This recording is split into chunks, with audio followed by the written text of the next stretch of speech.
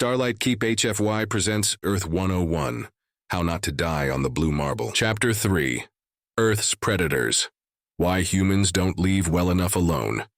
The ambient glow of the holographic projectors bathed the lecture hall in a kaleidoscope of colors as Seraphine Moonshadow waved her hand gracefully, shifting the display to a montage of Earth's most formidable predators. Towering bears with claws like daggers, sleek lions stalking the savannah, great white sharks slicing through ocean depths, and a small yet ferocious creature bearing sharp teeth, labeled Wolverine, Gulo Gulo. This, Seraphine announced, pointing to the wolverine mid-snarl, is a creature that once sent a seasoned Yavarian engineer to the infirmary because he mistook it for a harmless specimen. A ripple of gasps and uneasy laughter spread through the room. A yellow-furred Yavarian in the front row raised her paw, her bioluminescent spots flickering with curiosity. "Why didn't he simply retreat?" she asked, her voice tinged with disbelief. "An excellent question, Tovia," Seraphine replied, a hint of a smile playing on her lips. "Because, my dear students, wolverines, like many Earth predators, do not adhere to the conventional rules of engagement. They do not recognize displays of fear as a deterrent. Additionally," she added wryly, "our unfortunate engineer tripped over his own tail in panic." A wave of chuckles rippled through the class. In the back, Zarkon, the ever-skeptical Draven, snorted. "Sounds like incompetence more than anything," he muttered, barely audible.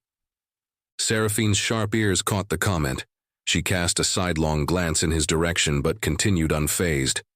Earth's predators are not confined to controlled environments nor eliminated as on more prudent planets. Humans coexist with these creatures, often in close proximity. In their words, nature needs pizzazz. "Pizzazz," a Carillion student echoed, his crystalline horns glinting under the starlight projection. "What does that even signify?" "It means," Seraphine said, her eyes twinkling, "that humans find existence too mundane without the perpetual possibility of being devoured or otherwise dispatched by their environment." A mixture of amusement and horror painted the faces of the assembled students. The Ayako at the front turned a light yellow-green, showing it was surprised. "They intentionally live near such threats?" "Not only do they live near them," Seraphine affirmed, "but they often seek them out for recreation." She advanced the holographic slides, revealing a massive grizzly bear rearing on its hind legs, towering over a human who appeared alarmingly unfazed. "This is a grizzly bear.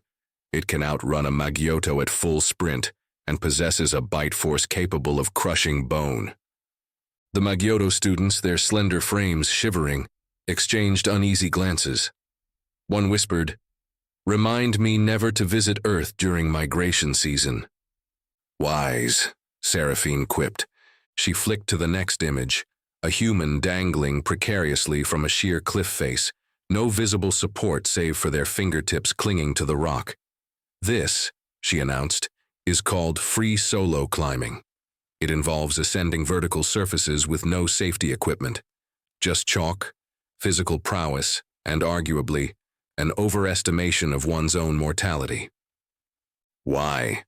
blurted out a young Kodion, his normally luminous skin dimmed to a dull glow, a sign of distress among his kind.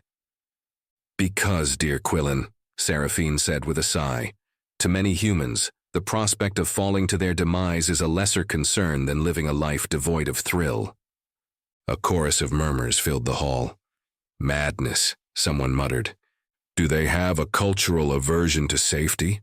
the Ayako asked, his hues now a perplexed lilac. "Not exactly," Seraphine clarified. "They do have safety protocols and technologies. They just sometimes choose to ignore them in pursuit of what they call adventure." A hologram of humans surfing colossal ocean waves appeared. The water curled above them like a beast poised to swallow them whole. Here we have big wave surfing. Humans willingly traverse oceans to find the largest, most dangerous waves to ride, using a simple plank. "Surely they have aquatic adaptations," an avian student suggested hopefully. "None whatsoever," Seraphine confirmed. They are, for all intents and purposes, land-dwelling mammals with minimal natural defenses against the ocean's perils. The Carillion shook his head, his horns chiming softly. It's as if they have no sense of self-preservation. On the contrary, Seraphine corrected, they are quite adept at preserving themselves. It's just that their threshold for acceptable risk is substantially higher than most species. A Codian in the middle rows raised a tentacle, his bioluminescence flickering erratically. Is there combat for entertainment? Perhaps ritualistic in nature? Ah, you're referring to martial arts. Yes, humans have developed numerous forms of unarmed and armed combat practices, some of which are indeed performed for spectators. She displayed a hologram of two humans engaged in mixed martial arts, their faces focused, and bodies poised in a dance of calculated strikes and defenses. They willingly inflict harm upon each other? The Codian asked, both horrified and fascinated. With agreed-upon rules and often with great respect for their opponents, Seraphine noted. It's considered both a sport and an art form. Zarkon crossed two of his forearms, skepticism etched into his scaled visage. And what, exactly, is the point? Dominance? Proof of strength? Partially, Seraphine conceded, but also discipline, self-improvement, and the pursuit of mastery. He huffed. Barbaric. Perhaps to some, she allowed, her gaze steady, but consider this. Their capacity for controlled aggression in a regulated environment may contribute to their complex societal structures and conflict resolutions. A soft chime signaled an incoming message on Seraphine's lectern. She glanced at it briefly, before addressing the class. It appears we have a few minutes left. Any final questions?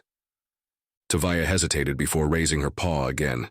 Ambassador Moonshadow, do humans ever find peace in calmer activities? Seraphine's expression softened. They do indeed. They create art, compose music, engage in quiet contemplation, and show great capacity for compassion and empathy.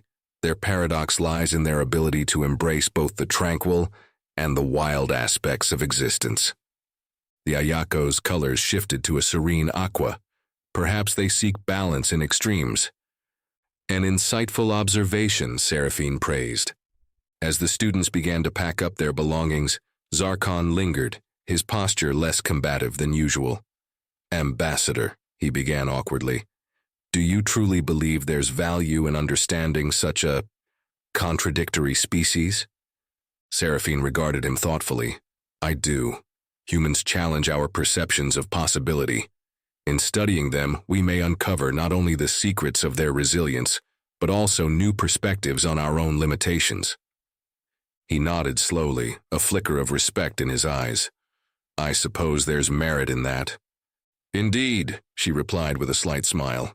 I encourage you to keep an open mind. You might find the study of humanity more rewarding than you expect. He offered a tentative smile in return before turning to leave. As the lecture hall emptied, Seraphine gazed once more at the suspended image of Earth, a jewel of blue and green, swirling with clouds and teeming with contradictions. Until next time, she whispered, the room echoing her words back like a promise.